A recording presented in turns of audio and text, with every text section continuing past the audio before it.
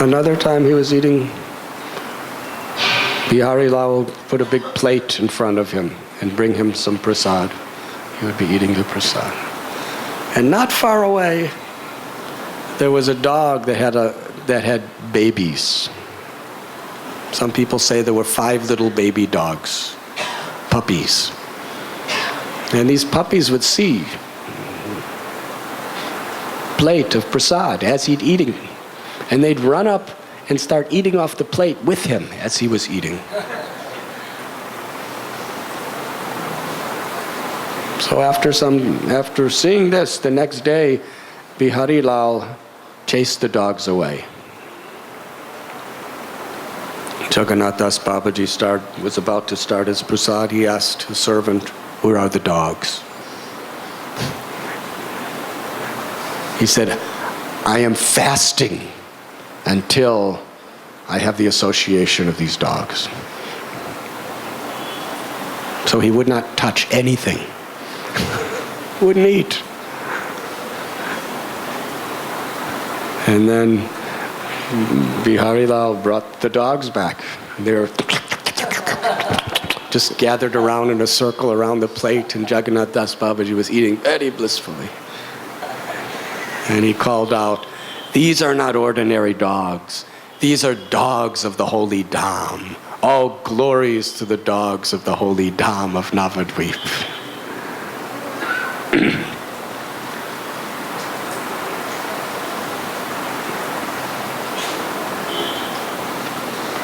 On another occasion, Bihari Lal was carrying him on a basket on his shoulder, and a wealthy man came and gave a donation of many rupees. He handed them to Bihari Lal. Bihari Lal handed them up to Jagannath Das Babaji in the basket. Jagannath Das Babaji Maharaj said, "Go back to that wealthy man." They went back. Jagannath Das Babaji said, "Take this money back." He said, "You gave me only a few rupees, and I feel the weight of it is so heavy. How will my servant survive? And how can I stay on the basket holding this money? It has so much weight. I can imagine you have so many rupees. How much of a weight is on your life?" Hare Krishna. At other times, he would accept donations. One time, someone offered 200 rupees. Now, this is about 150 years ago. How much do you think 200 rupees is worth today?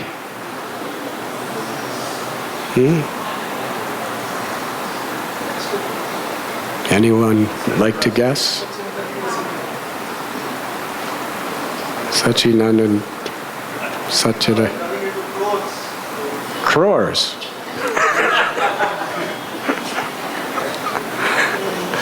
Anyways, Jagannath Das Babaji took the 200 rupees, he gave it to Bihari Lal, and said, "Buy 200 rupees worth of rasgullas." Now, according to Satchidananda Prabhu, I don't know. He says that's crores of rupees of rasgullas. Maybe I cannot question because I'm not a rupee person. But he took all that large amount of money and bought rasgullas, and Jagannath Das Babaji said, "Feed them to the cows of Navadvip, but don't give a single one to those bogus Babajis."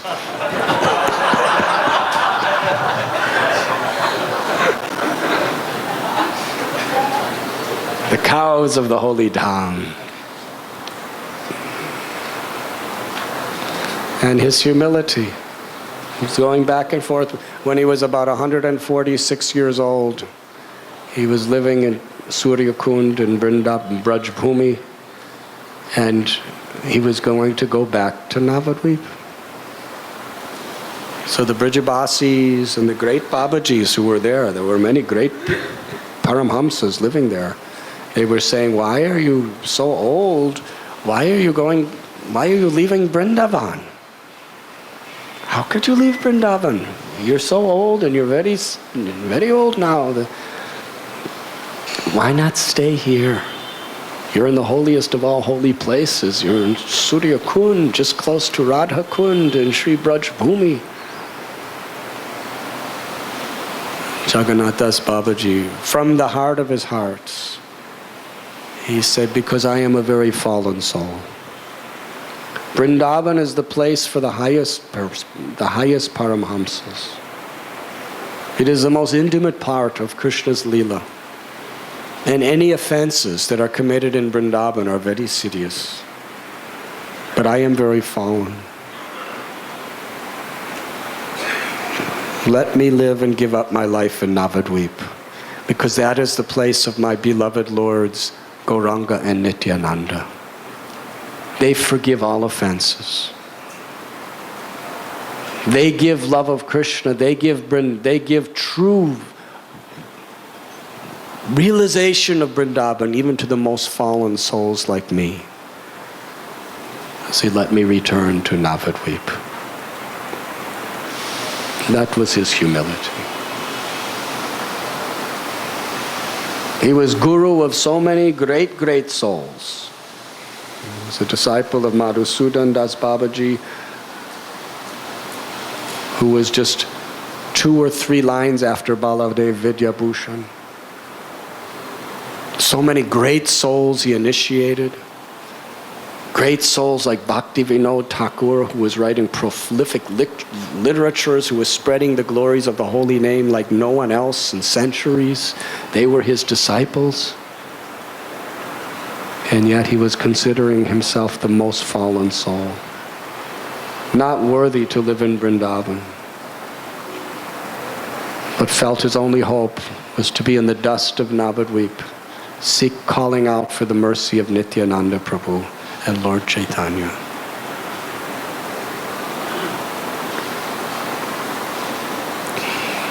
That was his last day in Vrindavan. And of course, we know the story. He was so exalted by all the sages and Vaishnavas that when Bhakti Vinod Thakur had that vision of where the true birthplace of Lord Chaitanya was, now this was strongly controversial even to this day. Because in the Kuliagram side of Navadvip, which is now the town of Navadvip, there has been for hundreds of years a place that has been worshipped as the birthplace of Lord Chaitanya. Bhakti Vinod Thakur, from his examination of scriptures and ancient maps and discussing with very, very elevated divine Paramhamsas, he realized it cannot be the place. Vaishnavas just found that place and created it because they would get pilgrims, they would get money, and so many other things. Or perhaps maybe just so that there would be some focus on Lord Chaitanya's birthplace. But he found the real place was on the other side of the Ganga. He had a vision of light emanating from that place. And he went there and saw all tulsi plants growing. Although it was the property of Muslims, it was just a field. Still, in that place, there was only tulsi. Nothing else would grow but tulsi. And from ancient maps, from ancient scriptures, he was convinced this is the place. But his final confirmation had to come from the realization of Jagannath Das Babaji Maharaj. He was very old. Bihari Lal brought him the basket. Bhakti Vinod Thakur set him down. Jagannath Das Babaji leaped out of his basket, dancing ecstatically, crying out the holy names of Sachinandan Gaur Hari. Then Bhakti Vinod understood, yes, this is the place.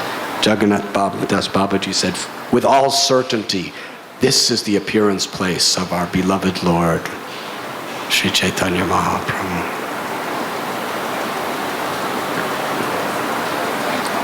Today is also the disappearance day of His Holiness Srila Tamal Krishna Goswami Maharaj.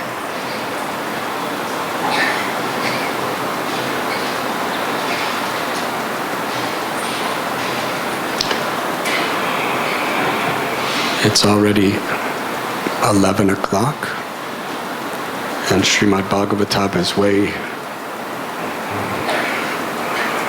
beyond its boundaries. Should I speak a few words about Tamal Krishna?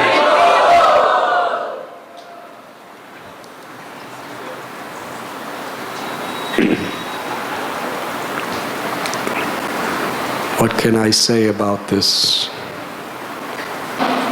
very loving, kind God brother who personally showered me with such immense affection, kindness, encouragement.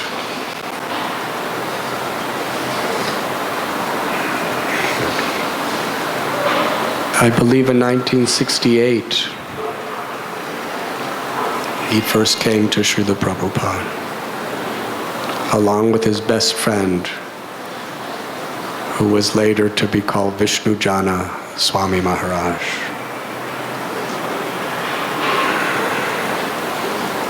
They came to San Francisco,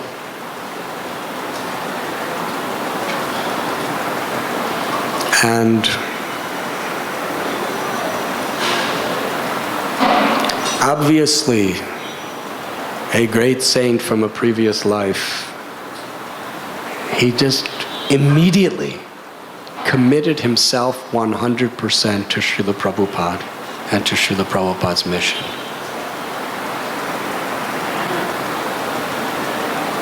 Now in these days there was not much of an institution of ISKCON. There was a little storefront on the 22nd Avenue in New York, and there was a little storefront in San Francisco. In San Francisco in those days, I don't know if anybody wore dhotis or shaved their heads. It was very simple. But he joined there. And just by meeting Srila Prabhupada, hearing the philosophy, chanting the holy names, tasting prasad, committed his life. And practically from the first day, although he was very, very surrendered to serve as the servant of the servant of the servant, Prabhupada saw in him a leader. He was willing to commit himself. He was willing to take any type of risk to serve his Gurudev.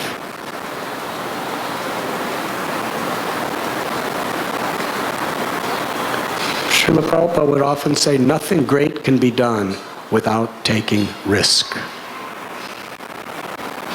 If you're not willing to take risk, you will remain mediocre at the best. Prabhupada took such immense risks. Getting on the Jaladuta with 7 rupees. Or 40 rupees. 40 rupees. Without knowing if anyone would even be there to receive him. At the age of 70. That was a risk. To stay in New York City, despite everybody telling him to go home, with no success, was a risk.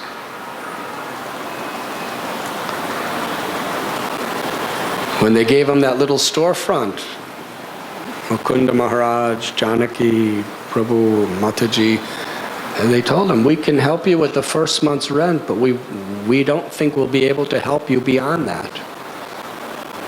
He didn't know anybody. And yet he signed the contract took the storefront in Manhattan. That was a risk.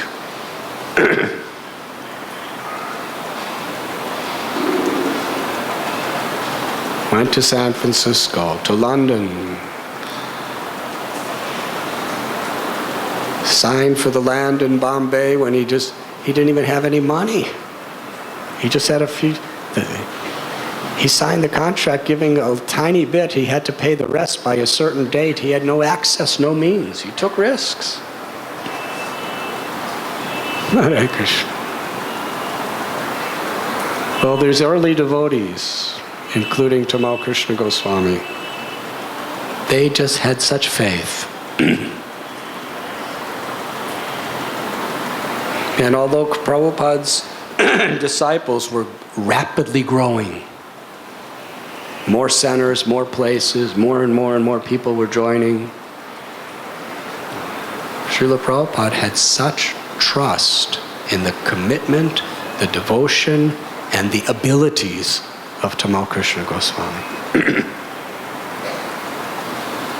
Quite amazing. Devotees were doing Harinam Sankirtan. That was all ISKCON was in those early days. There was nothing else. There were no books to distribute, no magazines to distribute. Temples were little storefronts. They would just go out all day, practically every day, and just do Nam Sankirtan. You've heard about those days?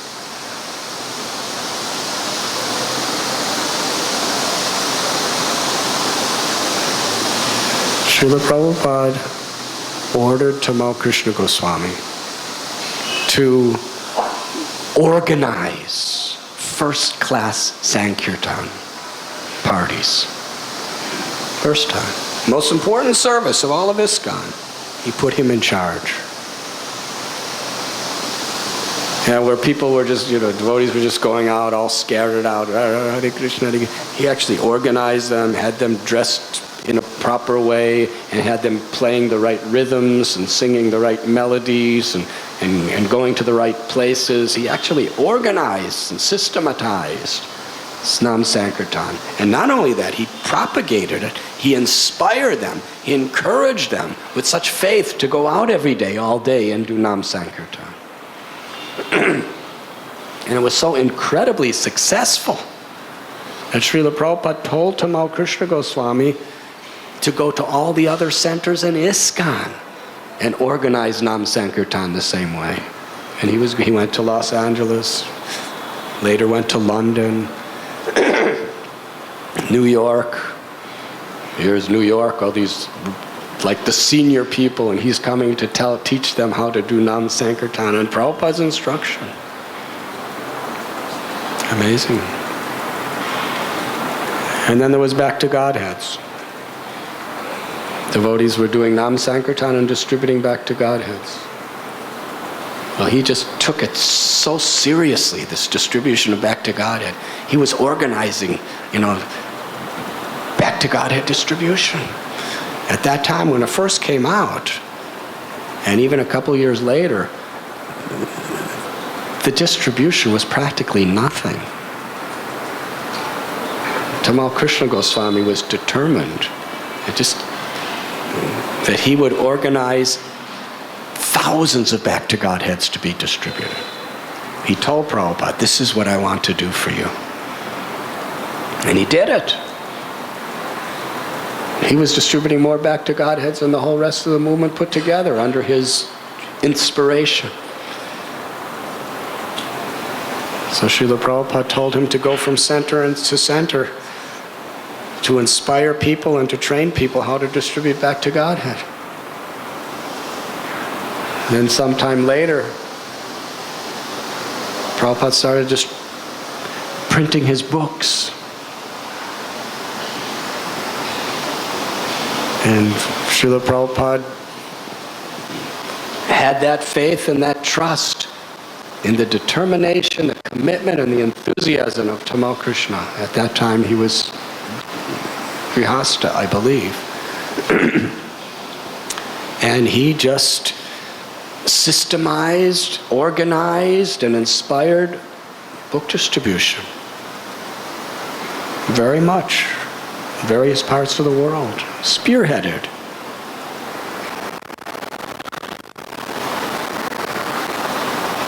Prabhupada called him to London. Called him to various centers in America. Nam Sankirtan, Back to Godhead, book distribution. Helped him organize the temples. Develop standards of cleanliness for the temples, deity worship. He was really like Prabhupada's right-hand man in so many ways.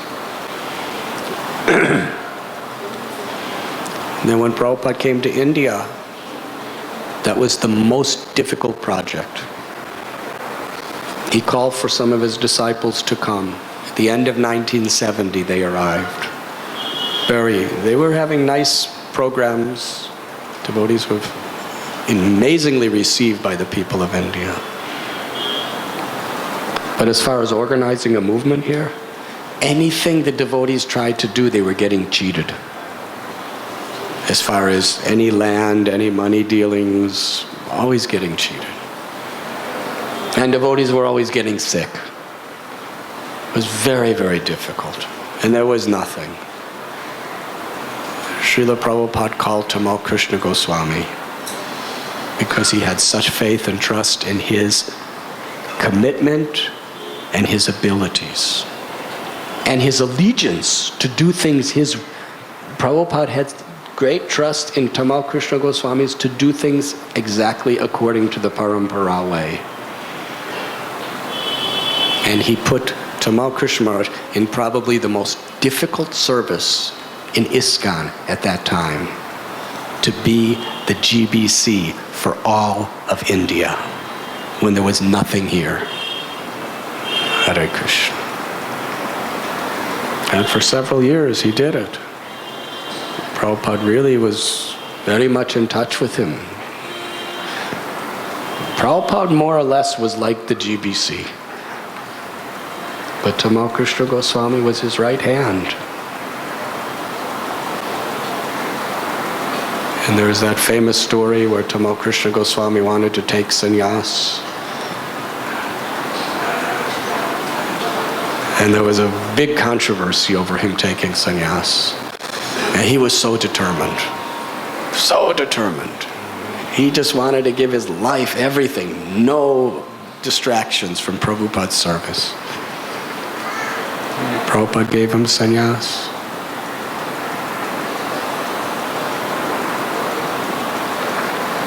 And he saw how Prabhupada loved book distribution. Loved book distribution. So he wanted to go to the West to expand book distribution. Prabhupada blessed him. He went to America, joined up again with his old friend Vishnu Swami Maharaj, who was then traveling around mostly doing dramas and mantra rock shows and Nam Sankirtan.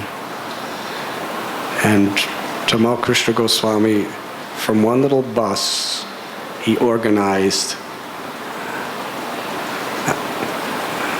an army of book distributors. They were making, just through their preaching and book distribution, they were bringing dozens and dozens and dozens of new people right out of the secular world and training them all to be book distributors. Soon there was probably about 100 book distributors, 4 major buses, about 25 vans, just crisscrossing the whole of America, and broke all records for book distribution. It's amazing.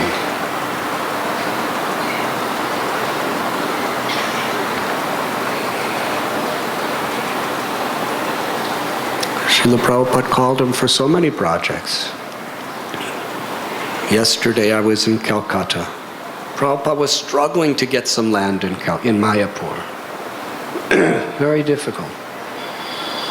There were forces both from within and without that were determined to block Prabhupada from getting any land in Mayapur. And he sent many people, but nobody could succeed. Then from Calcutta, he sent Tamal Krishna Goswami with the money. No checks or credit cards. Cash. Rupees. Now, in those days, not an easy thing. Mayapur was not what it is today. It was a land of dacoits and a land of all kinds of other things. There were some Gaudiya Mats there, which were very beautiful and wonderful, but still, it was a very dangerous. And to travel there and back by bus. So Prabhupada took a piece of cloth, like a kopin, and wrapped it around Tamal Krishna Goswami's waist, and then rolled up all the money and put it in that, different parts of it. So it was like all around his waist, all this rupees, to buy land. Prabhupada personally showed him how to tie it and keep it secure so nobody could see it. So he went and he spent days and days, and finally,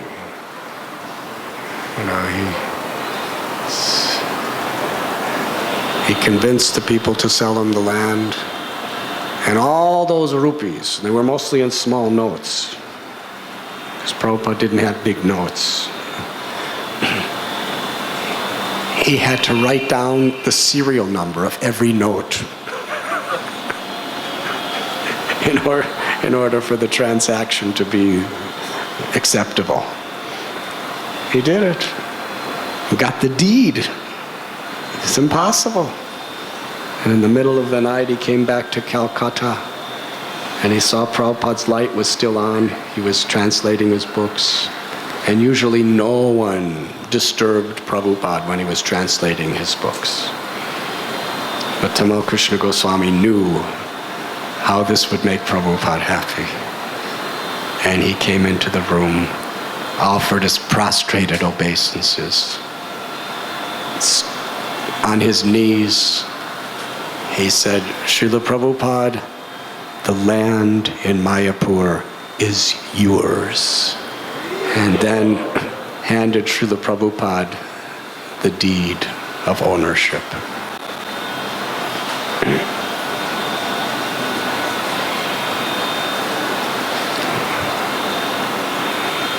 I don't remember the exact words, but I think Prabhupada said, I was waiting for you. Prabhupada was so very, very pleased.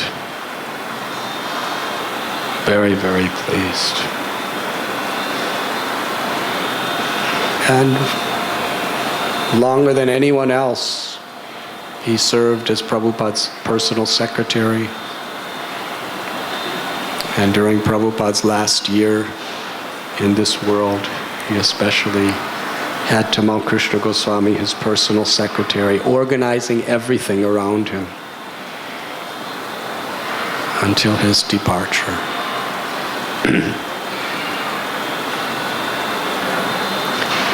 On a personal level, there are so many memories that spring from my heart.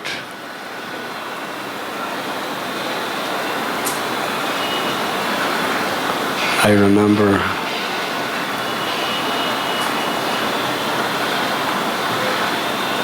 in 1994, sometime around that, Radha Gopinath Temple had just come back. And there was a North American GBC meeting in Dallas, which was Tamal Krishna Goswami's headquarters in America.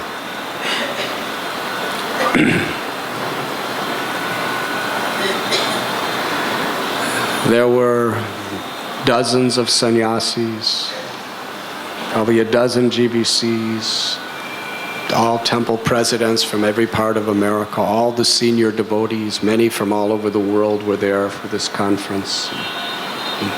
He arranged everyone their rooms, their accommodation, and we would just discuss Krishna and Prabhupada and so many things.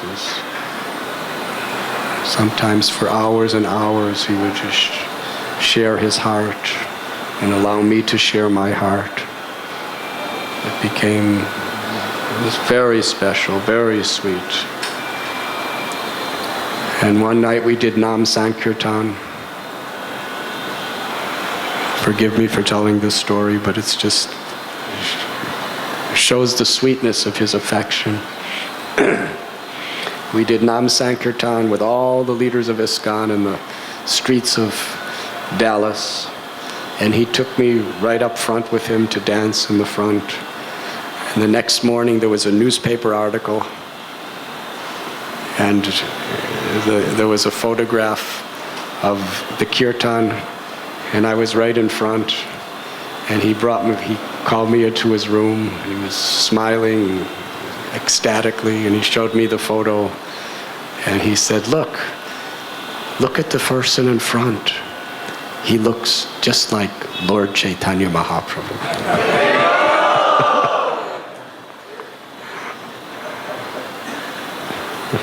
Always trying to encourage his godbrothers.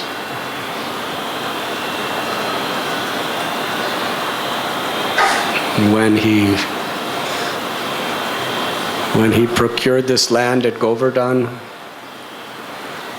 he would call me in Bombay. So are you busy now? I said, I'm very busy. I have this problem, and I have this program and that program and so many other programs arranged. Because in those days, most of you were not around in those days. But in those days, usually we gave class every morning, and we had a late night program 7 days a week. Do you remember Govinda Prabhu? Mahaprabhu, you remember? Every night of the week, we'd have programs. And no program in Bombay is not late. Because nobody comes till late, and nobody lets you leave till later.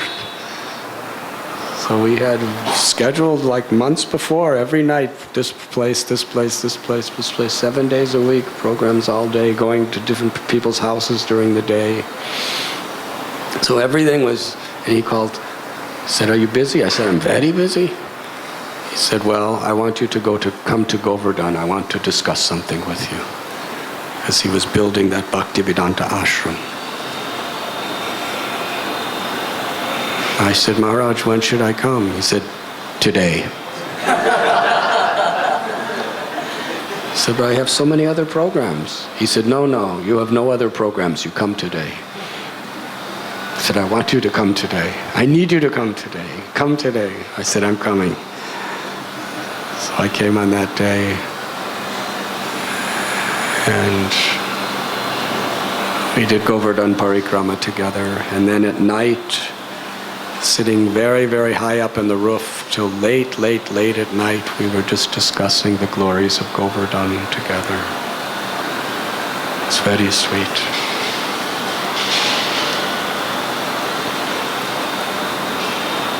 And one year in Janmashtami, we both went to Hungary, New Brajadam.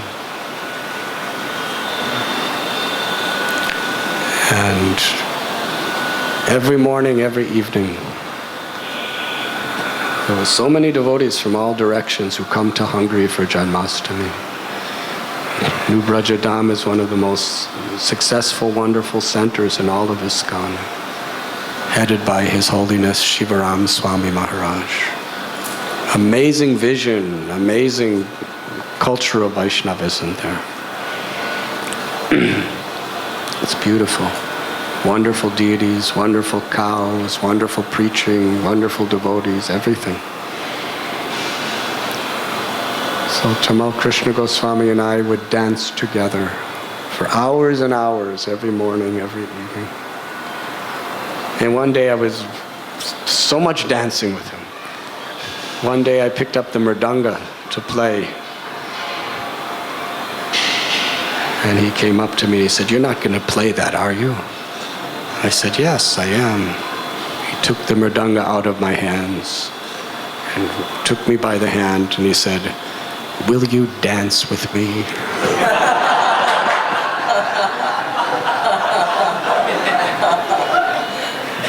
So we danced.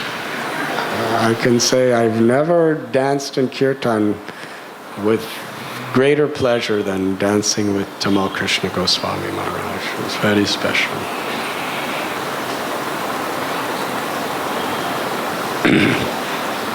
In fact, yesterday in Calcutta, one of his disciples said he has a video of us dancing together. So I never. And when he came to Mayapur, there was so much to be said.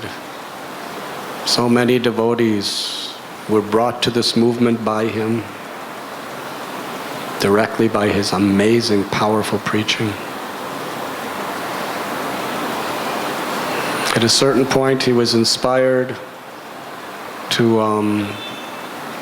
go to college, to establish Krishna consciousness in the academic circles.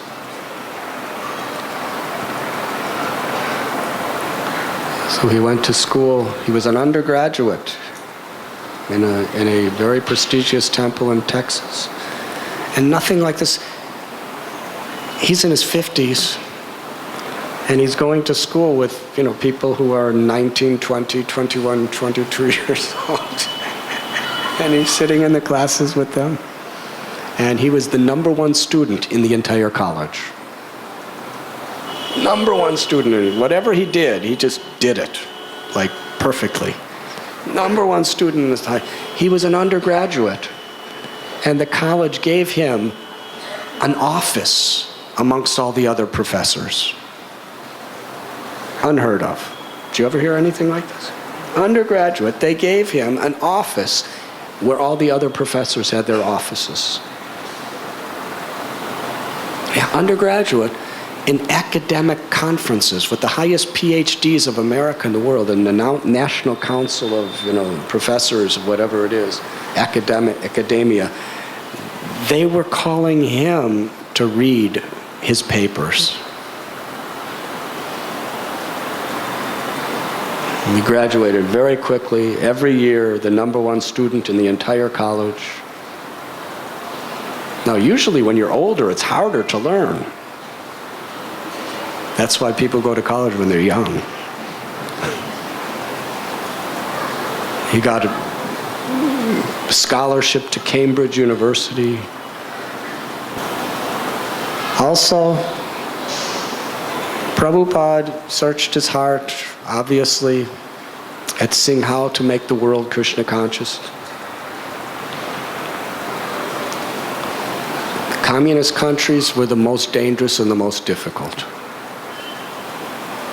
Krishna consciousness was expanding like anything in North America, South America, Australia, different parts of Africa, Europe,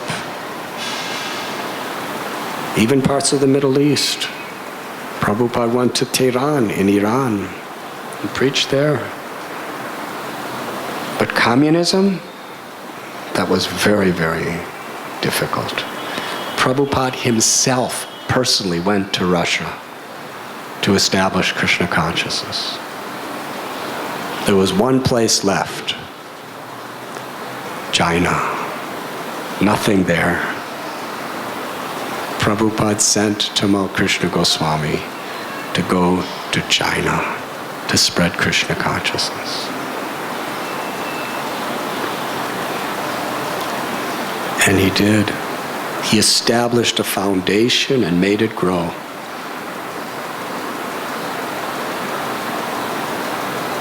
Do you remember? A few weeks ago, about 20 devotees from China came here to Radha Gopinath Temple.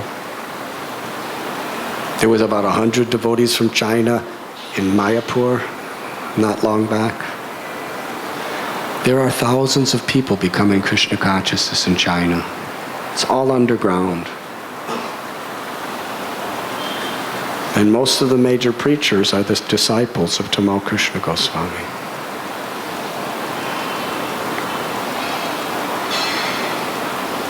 This year in Mayapur during the GBC meetings, they showed the new books being published. There's 3 full-fledged books of Srila Prabhupada that have been translated and published by the BBT in large quantities in the Chinese language, done by the disciples of Tamal Krishna Goswami.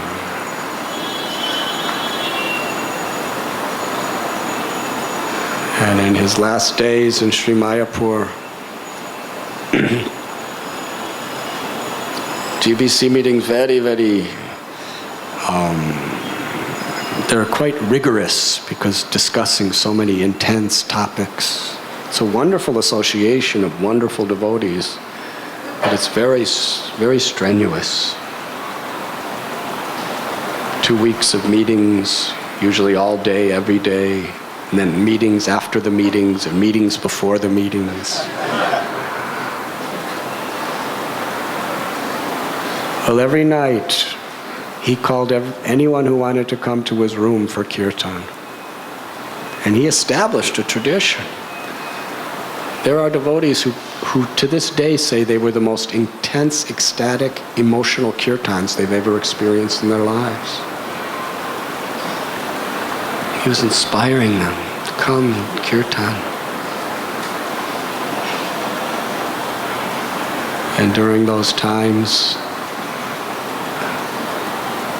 I was given the fortune of spending many hours just alone with him, discussing so many subjects of how to serve Srila Prabhupada.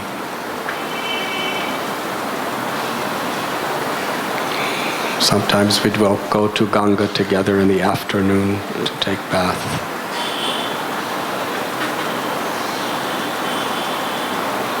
And then on this day, the disappearance day of Jagannath Das Babaji Maharaj and Rasikananda Prabhu, he unexpectedly, suddenly left us in Fuliagram, in the place of Haridas Thakur.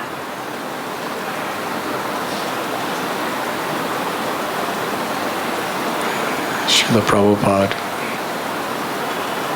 whenever there was some urgent, important project, Srila Prabhupada would usually call Tamal Krishna Goswami. So wherever Prabhupada is, there must have been some important project, because he called Tamal Krishna Goswami back to his personal loving service.